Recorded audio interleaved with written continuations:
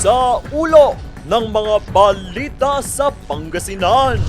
Tapat na serbisyong pangkalusugan para sa mga Pangasinense. Patuloy na isinusulong ni Governor Kiko III. Pamamahagi ng scholarship ng Pangasinan Polytechnic College. Muling umarangkada. 2026 budget ng Binalonan. Aprobado na. Mas madaming programa at proyekto sa bayan aasahan. At ganda ng Milky Way nakunan sa Bolinao. Unang ratsyada.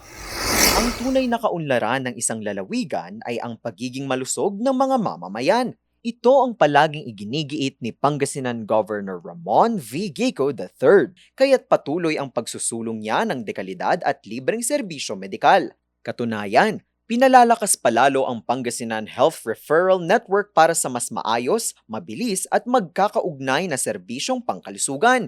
Namamahagi ang pamahalaang panlalawigan ng mga insentibo sa mga RHU at mga LGU na aktibong nakikipag-ugnayan sa Pangasinan Health Office at PHMSO, pati na rin sa mga district at community hospital.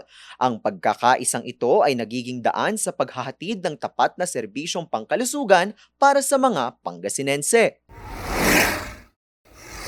Muling umarangkada kahapon, April 15 sa Pangasinan, ang admission test para sa mga bagong mapipiling mga scholars ng Pangasinan Polytechnic College.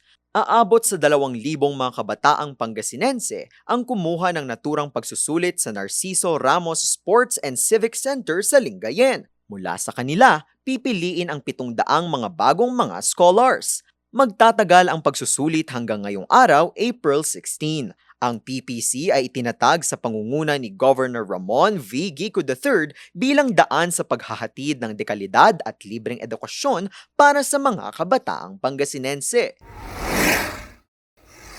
Masayang ibinahagi ni Binalonan Mayor Ramon Gico IV ang pagkakaaproba ng budget ng bayan para sa taong 2026. Inaprubahan ito ng Sangguniang Panlalawigan ng Pangasinan sa ginanap na committee hearing noong April 13.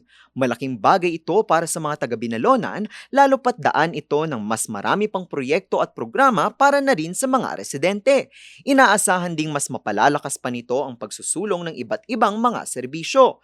Edukasyon, kalusugan, kabuhayan at pag-unlad ng buong Binalonan ang mga prioridad ni Mayor Gico hindi lamang para sa mga kababayan kundi para na rin sa pagkakakilanlan pa ng Binalonan. Hinahangaan ngayon ng mga netizens ang ilang litrato ng Milky Way. Kuha ang mga ito ni John Mark Jonida Rosete madaling araw noong April 13 sa bayan ng Bolinao. Sa mga litrato, malinaw na makikita ang ganda ng Milky Way sa kalangitan na puno rin ng mga bituin. Bukod sa talento ng photographer, isa sa mga dahilan ng magandang kinalabasan ng litrato ay ang malinis na kalangitan sa bayan dahil na rin sa patuloy na pangangalaga sa kalikasan para maiwasan o mabawasan ang epekto ng polusyon na isa rin sa prioridad ng Administrasyong Gico III.